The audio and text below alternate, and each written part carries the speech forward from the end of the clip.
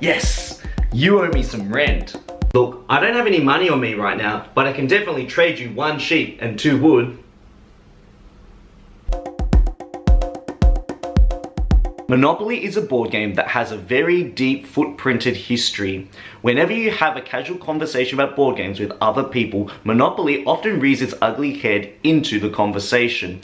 People have a really strong sense of nostalgia attached to the board game Monopoly, whether it be memories of playing it for 3 days on end, or whether you forced another player into bankruptcy, which then ended up in a fight. Monopoly has definitely made its mark on the board gaming world.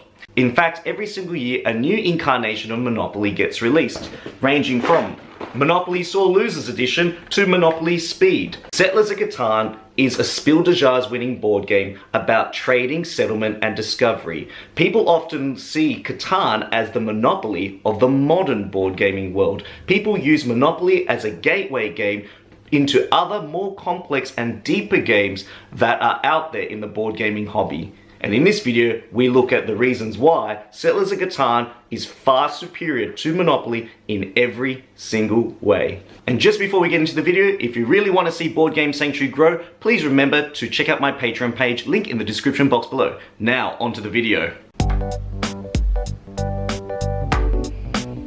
There is one major similarity between Monopoly and Settlers of Catan, and that is the fact that in both games, players need to roll 2 dice. In Monopoly, the dice are used to allow the players to move their pawn around the board in a linear fashion, landing on properties, income tax, and free parking as they go. Whereas in Settlers of Catan, the dice are used to acquire resources such as wood, brick, iron ore, wheat, and sheep. Now, if you know a little bit about probability, if you roll 2 dice, the frequency of rolling a 7 is extremely high because there are so many different ways to make 7 when you roll 2 dice, followed by 6 and 8. The numbers 12 and 2 are less frequently rolled. In Monopoly, players' fates lie in what numbers are rolled, and in fact, if you think about the geography of the Monopoly board, rolling a 7 multiple times is actually quite common, or combinations of 14 is actually quite common, meaning that if you buy properties that are spaced 7 to 14 spaces away from the go space, or even the jail space, you're going to have a slight advantage over the other players who bought property elsewhere. Whereas in Settlers of Catan, the 2 dice actually dictate what resources you can get into your hand and therefore trade with the other players. The use of the dice in Settlers of Catan is far more powerful because it exploits the use of the number 7 and takes it to another level that Monopoly doesn't explore. For example, when you roll a 7 in Settlers of Catan, you get the power of the robber, and the robber is extremely powerful for helping to balance the game out. You get to pick the robber up, place it on another hex tile to block the production of another resource that another player might want. You get to steal a resource from another player's hand, meaning if you know someone's got wood and you want to take wood and you want to use the wood in your own development, then you target that player. You also force that player or one of the other players to discard half of the resource cards in their hand, meaning that the power of rolling a 7 becomes far more significant and strategic in a game like Settlers of Catan compared to Monopoly. Monopoly, it's all down to random chance of where you are on the board, how you're going to move, and there is no real way to negate the nasty and negative effects of a poor dice roll, meaning that you could accidentally roll a 2 and land on Mayfair and have to pay thousands of dollars to another player. The way that money is used in Monopoly, it's used in the form of collecting rent, using it to purchase houses and upgrading them to hotels, as well as paying for tax throughout the game.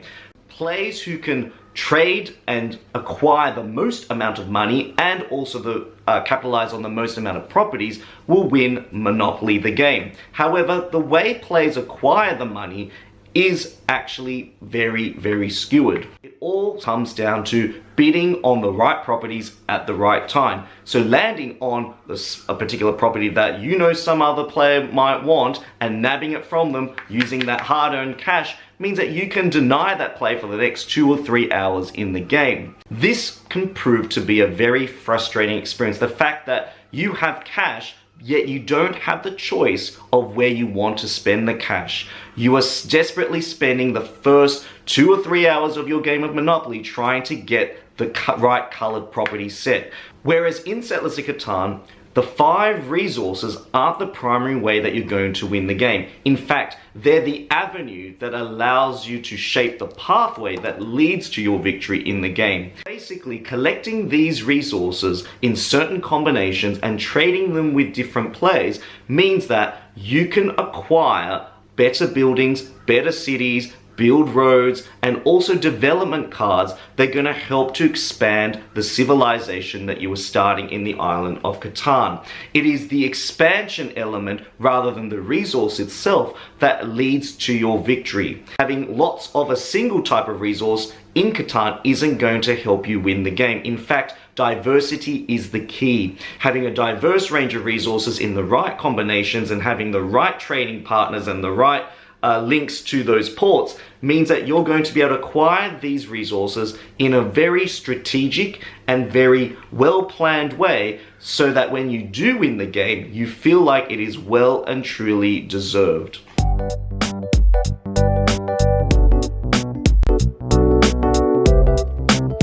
Design of the playing area and the game boards and the geography of how everything is laid out is vastly different in both Settlers of Catan and Monopoly. Monopoly exists as a linear track that travels in a very square fashion where players can only move in one direction. In Settlers of Catan, the hex tiles and the way that the isle is formed is going to be different every single game. The combination is almost limitless. And also the way that the numbered resource discs are placed out means that different resources are going to be far more popular and numerous in different games compared to other games that you've previously played before. By using the numbers based on the number that you roll on the dice and the resource that is produced. For example, sheep might be really popular in one game, but it could be really scarce in another game.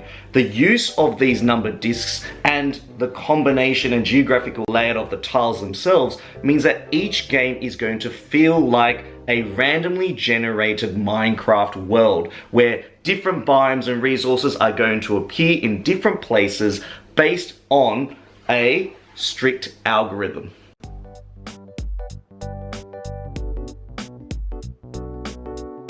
The fact that the Catan hex tiles have 6 edges and 6 corners to them means that when players reach certain junctions on the map of Catan, they're going to have a plethora of options. Different options of which direction they want to build their road and establish their next settlement, which direction they want to try and aim to build a city in, or which direction they want to use to try and craft the longest road across the isle.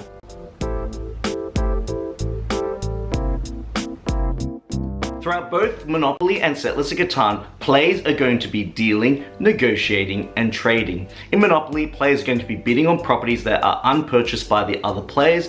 They're going to be trading properties. They're going to be adding and sweetening the deal so that they can get the right colored properties in front of them so they can build their little empire. Whereas in Settlers of Catan, players are simply trading and negotiating more at a resource acquisition level. The fact that you might want to trade 1 sheep for 2 wood, or 2 brick for an ore, or 3 wheat for an ore. This negotiation of currency occurs far more in a fluid and simpler way in Settlers of Catan compared to Monopoly. In Monopoly, there's a huge element of maths that players do need to take into consideration. How much is it mortgaged for? What is the rental income? How much the property is worth? If I give you a pink property and you give me a blue property so that we both can complete our sets, how much am I calculating here so that I'm going to be better off? That economic element in Monopoly really weighs it down. I mean, some people love the maths in Monopoly and other people are just like, you know what? I'm just gonna swap those 2 properties without even thinking about the monetary value. Whereas in Settlers of Catan, it removes all of that economic thought behind it. In Settlers of Catan, you're thinking about the combinations of resources that you want. Do I need 2 wheat? How do I get my ore? If I can negotiate with those 2 partners at my table, then I can build what I want.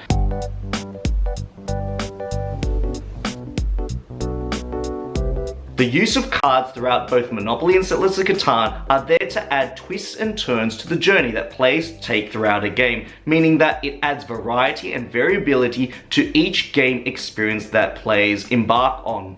In Monopoly, they come in the form of chance and community chest cards, whereas in Settlers of Catan, it comes in the form of development cards. In Monopoly, the chance cards have you either moving around the board, moving to the nearest station, moving to the nearest utility, or collecting $10 in a beauty pageant. They also have cards that help you to get out of jail or sometimes send you to jail.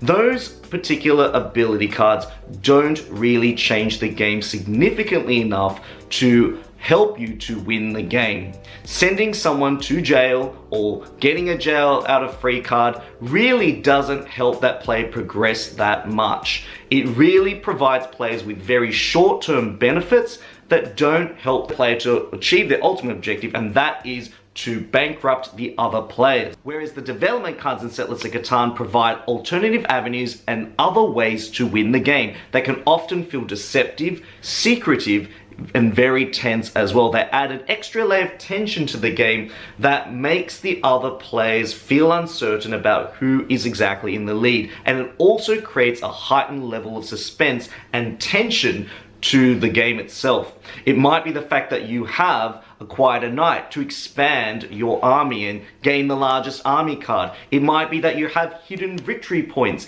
hidden underneath your cards. It could be a special ability that you could use once that can reshape how you reach your end goal. The development cards are far more superior than the chance and community chest cards that appear in Monopoly because of the way they are used and how they help players reach their end goal.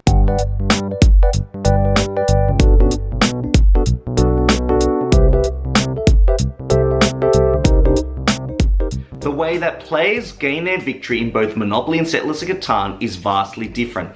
In Monopoly, it's the player who is left standing with money and property assets still in front of them when the other players have either forfeited or gone bankrupt, or declared bankruptcy. In Settlers of Catan, it's the player who acquires 10 victory points or more.